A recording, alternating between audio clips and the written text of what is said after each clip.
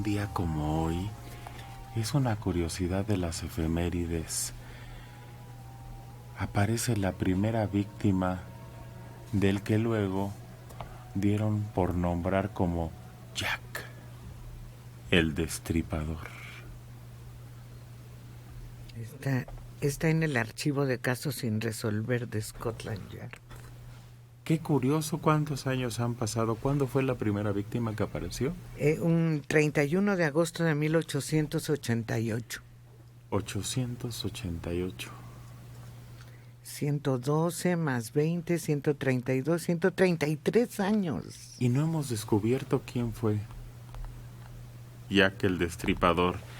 Y se volvió de esos mitos populares porque lo han llevado a la literatura, al cine, al teatro, a todo, los planos artísticos de un hombre que existió, que realmente acabó con la vida de varias mujeres, aunque ni siquiera eso se ha comprobado, si en realidad todas las que le achacan fueron víctimas de él, o alguien copió su estilo de asesinar.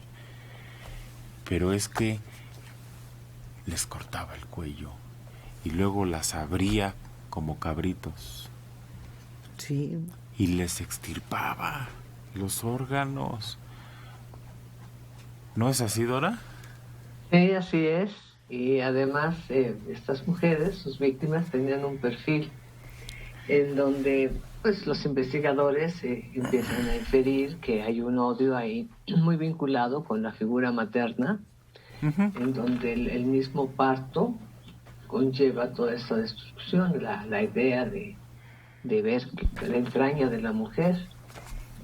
Y de ahí se sacan mil conclusiones, pero la idea del copycat o del imitador surge porque precisamente se llenan de admiración, y aunque muchas de las mujeres de la vida nocturna se cuidaban, otras tenían el deseo de toparse con él, de ver qué había detrás de este hombre. Fue ha sido uno de los personajes más explotados en la literatura, en la fantasía, y desafortunadamente hoy día las víctimas de feminicidios no le piden nada a Jack el Destripador, nada. Parece mentira que después de 133 años en ese rubro no se haya evolucionado, no se haya logrado un respeto total a la vida de la mujer. ¿Qué tal el de Atizapán tiene más? Ajá. Sí. Y las tenía ahí enterradas en su casa. Pero el trofeo, es el trofeo, es el tener ahí a la vista no solo los restos de la mujer que poseyó, sino sus pertenencias de ellas, en donde tenía su récord, lo anotaba. O sea, te habla de una patología total. Pero además, la otra vida, la que tenía fuera de casa, esa era el interior de la casa. Pero fuera de casa era un hombre apacible, sociable, incluso cerca de ciertos círculos políticos en su comunidad, respetado, y en esa doble personalidad pues se escondía el asesino, el depredador. Alejandro.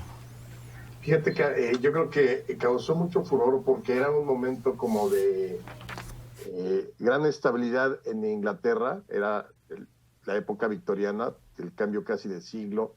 Entonces, de pronto, estos asesinatos en Whitechapel, que es el lugar, el barrio, digamos, en Londres donde sucedió esto, pues desde luego llamó muchísimo la atención el que no haya sido encontrado y el que haya dejado mensajes casi en todos los asesinatos causó un furor brutal allá en Inglaterra. Pero al mismo tiempo, y yo creo que eso es lo que lo proyecta hacia la historia. Y como decía Dora, literatura, mucho de cine acerca de Jack el Destripador, documentales, y luego la posibilidad de que alguien de la familia real pudiera haber sido Jack el Destripador, sobre todo por, como dices, los cortes con los que asesinaba eran casi quirúrgicos, no era de alguien improvisado, y entonces se sospechó de un médico de la corte. O sea, verdaderamente involucraba no solamente un asunto de un asesinato común y corriente. Aquí en México, paralelamente, se conoció la historia de Francisco Guerrero el Chalequero, se le llamaba aquí por el chaleco. Él mató 20 prostitutas entre 1880 y 88 y le llamaban el Jack el Destripador mexicano. A él sí lo agarraron y luego salió como 20 años después, todavía para matar a una viejita. Y ya ahí me parece que fue que lo volvieron a agarrar y lo ejecutaron. Sí, teníamos nuestro Jack el Destripador. Sí. Claro, más salvaje. Este tiene ahora hasta un museo. Hay en Londres un museo que se puede visitar, que recrea las casas de aquel tiempo, recortes de periódicos. La prensa fue muy importante en aquel entonces. Pero yo la teoría más cercana que he escuchado, Alejandro, es que era un carnicero y que tenía una enfermedad venérea, que eso era lo que le daba alucinaciones y problemas mentales, y el odio hacia las prostitutas, que atribuía a él que lo habían infectado. Y que eso también, bueno, hay explicaciones, como carnicero sabía los procedimientos, podía andar por la calle embarrado de sangre, podría deshacerse de los órganos, en fin, tenía muchas ventajas, porque hay una teoría muy profunda que descarta al cirujano por errores en cortes. Claro, teoría ya de 2017, de por ahí. Ahí están en ese museo que se puede visitar para los curiosos en Londres, Tora. Pues resulta muy cómodo para darle un marco de credibilidad y no dejar un caso sin resolver como es este, que ha trascendido no solo en el tiempo, sino en el mundo. Decir que era un carnicero y que los cortes y que tenía donde... como teoría, pues queda muy bien acomodada. Y está la otra, la teoría real entre comillas, hablo de realeza, no de veracidad, en donde resulta atractivo desde el punto de vista publicitario y comercial que sea alguien que pertenezca a la corte. ¿Qué hay detrás de todas esas cortinas en las que se esconde la realeza inglesa? No. Y eso resulta muy atractivo comercialmente, no tanto el carnicero, que también le da un marco de credibilidad a esto, ¿no? Como sea, los crímenes fueron terribles, sacudieron al mundo. Y pues el de México no dudo que sea eso, un copycat, definitivamente. No, era iniciativa propia. No, porque es anterior. El chalequero estaba loco, estaba chiflágoras. Ya entendí que era, que había sido simultáneo. No, el chalequero inicia actividades por ahí de 1880. 1880. Años antes, una década antes. Fue antes. Ajá. Sí, una década antes. Nada más que el chalequero, como dijo Alejandro, tuvo una larga trayectoria. En el campo de la excelencia. Whitechapel era asociado con casos de antisemitismo, racismo, delincuencia, disturbio y privación. Era un barrio peligroso. Sí. Por eso de que la corte entrara o miembros muy elevados está difícil. Era un barrio rudo, pesado. Ríanse ahorita de los barrios más peligrosos que hay aquí. Si bien la Policía Metropolitana de Londres imputó solo 5 asesinatos al mismo individuo, sus registros incluyen 6 crímenes más que conformaron el expediente de Whitechapel.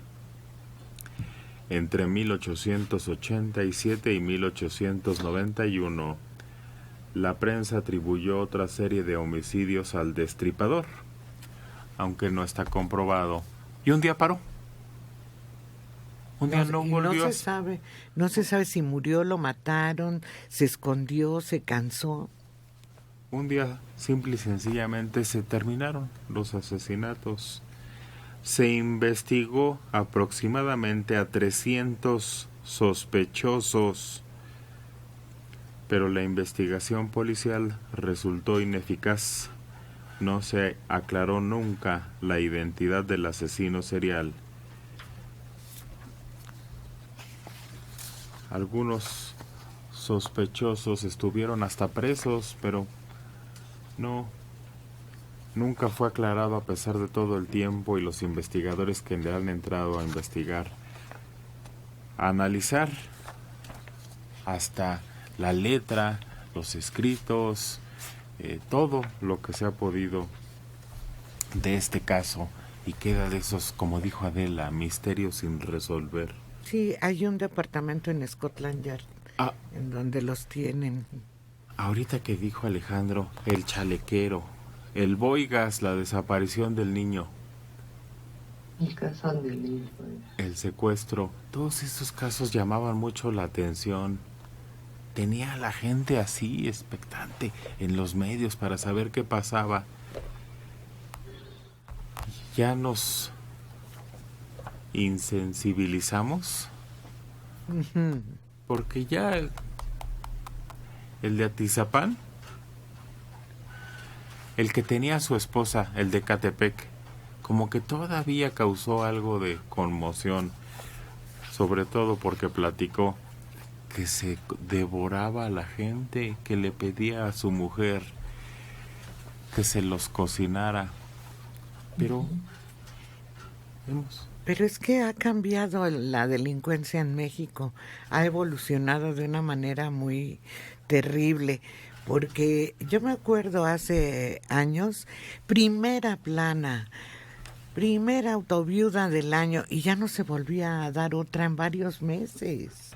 En varios meses no había una noticia así. Ahora, si le dedicaran una plana a un crimen, tendríamos periódicos de 70 páginas. Marilú Zamora, maestra, es hace 153 años lo de Jack el Destripador. No, Marilú, fue en 1888. Si 1888 se lo resta a 2021, son 133 años. Sí. Sí, ¿verdad, Mario? Sí, claro. Sí. Sí, fue en la época precisamente la época victoriana, plenitud de la época victoriana. Así es.